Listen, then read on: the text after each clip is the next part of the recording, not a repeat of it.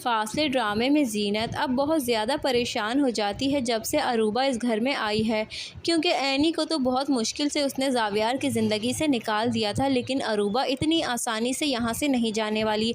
Aruba ज़ीनत को साफ साफ कह देती है कि मैं ऐनी नहीं हूँ जिसे आप यूँ आसानी से ज़ावियार की ज़िंदगी से निकाल बाहर फेंके। मैं अरूबा हूँ, मैं कभी भी ज़ावियार को नहीं छोड़ूंगी और अब ज़ावियार मुझसे मोहब्बत करता है और अब मैं और ज़ावियार शादी करने वाले हैं।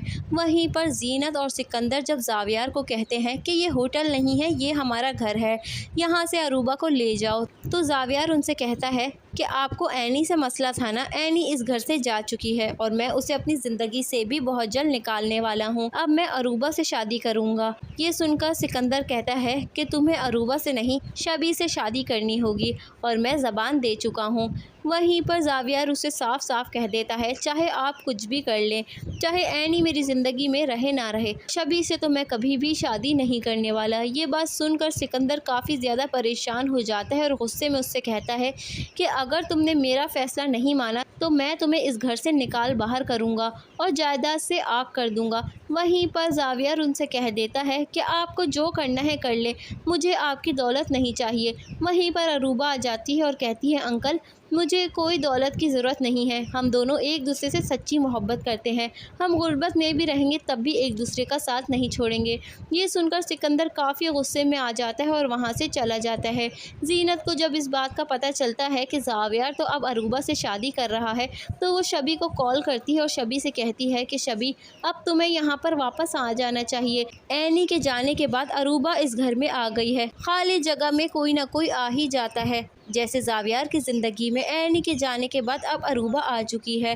तुम्हें ये मौका हाथ से नहीं जाने देना चाहिए। तुम फ़्लाइट पकड़ के फ़ौरन यहाँ पहुँचो और ज़ावियार को अपनी तरफ करने की कोशिश करो। शबी उनको साफ साफ मना कर देती है कि इस दफ़ा मैं आपकी कोई बात नहीं मानूंगी और आपकी चालबाजी अब मेरे आगे नहीं चलेगी। वहीं पर ज़ीनत भी काफ़ी ज़्यादा गुस्सा हो जाती है। वहीं दूसरी तरफ हम ये भी देखेंगे कि ऐनी बहुत ही ज़्यादा परेशान हो जाती है जब से ज़ावियार और अरूबा को एक साथ देखती है।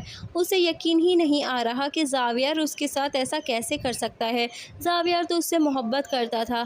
ऐनी को गए हुए कुछ दिन ही नहीं हुए, ज़ावियार की ज़िंदगी में कोई और औरत आ गई। ये बात उससे बिल्कुल भी बर्दाश्त नहीं हो रही। निदा उससे कहती है, क्या बात है ऐनी, तुम काफ़ी परेशान लग रही हो। मैं क्या बताऊँ तुम्हें, ऐसा लगता है मेरे सितारे गर्दिश में हैं और दूर दूर तक सिर्फ अंधेरा ही अंधेरा है, कहीं रोशनी की झलक भी नहीं। बहुत थक गई हूँ, आराम करना चाहती हूँ। निदा जो कि अदील को कॉल मिलाती है और कहती है, अदील आप मुझे लेने के लिए आ जाए। ज़ीनत आंटी बहुत ज़्यादा गुस्सा करेंगी क्योंकि काफ़ी देर हो चुकी है। वहीं पर अदील कहता है कि क्या बात है, तुम काफ़ी परेशान लग रही हो। तो निदा कहती है, मैं घर आ जाऊं फिर आपको सारी बात बताऊंगी।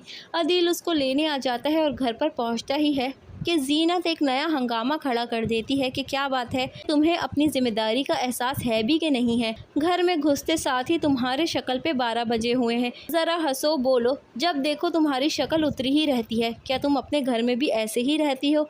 निदा ये बात सुनकर काफ़ी ज़्यादा दुखी हो जाती है। आगे से ज़ीनत उसे बोलती है कि तुम तो 2 घंटे का बोल कर गई थी, क्या हुआ, शाम हो गई है, आखिर तुम इस घर के रंग में कब रंगोगी? वहीं पर अदिल बोलता है, फॉर गॉड सेक अम्मी, निदा ने तो मुझे कॉल कर दी थी लेकिन मुझे ही उसको लेने में देर हो गई। ये सुनकर ज़ीनत काफ़ी ज़्यादा मुंह बना लेती है और वहाँ से चले जाती है। निदा ने अदील से शादी तो कर ली है लेकिन वो बहुत बुरा फंस गई है क्योंकि इस घर में उसे कोई भी एक नज़र भी बर्दाश्त नहीं कर रहा। बस अदील का साथ है जो उसे जोड़े हुए है क्योंकि उसका शौहर उसके साथ खड़ा है। अदील उससे कहता है, तुम्हें परेशान होने की ज़रूरत नहीं है, और क्या बात है, तुम क्या बताने वाली थी? तो वो सारी बातें बता देती है कि ऐनी बहुत ज़्यादा अपसेट है। मुझे ऐसा लग रहा है कि जब से अरूबा ज़ावियार की ज़िंदगी में आई है, ऐनी बहुत ज़्यादा परेशान हो गई है। अदील कहता है, तुम्हें परेशान होने की ज़रूरत नहीं है, मैं ज़ावियार से दोबारा से बात करके देखता हूँ, आखिर ज़ावियार चाहता क्या है। दोस्तों ये था फासले ड्रामे का रिव्यू और मेरा खुद का दिया हुआ प्रेडिक्शन। अगर आपको मेरी स्टोरी अच्छी लगी है तो लाइक कर दें, चैनल पे नए हैं तो हमारे चैनल को ज़रूर सब्सक्राइब कीजिए ताकि मेरी वीडियो आपको मिलती ही रहे।